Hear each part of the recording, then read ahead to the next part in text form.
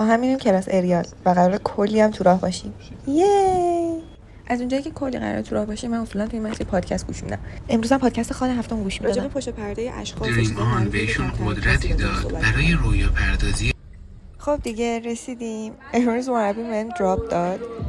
با کلی زحمت اینجوری میری بالا، بعد موقع دراپ یکی از اسیستاش میاد اینطوری ثابت میکنه که تو دوربین باشی و در آخر دلوب دلوب دلوب آخر اسانس هم که برقا رفت و خدا رو شکر 8 طبقه تجاری و با پای پیاده اومدم تا برسم به پارکینگ.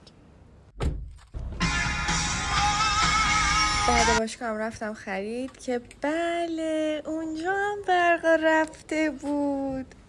حتی وقتی برگشتم خونه از خستگی رسیدم خونه خوابم برد و بعدش هم با خانواده اومدیم سینما.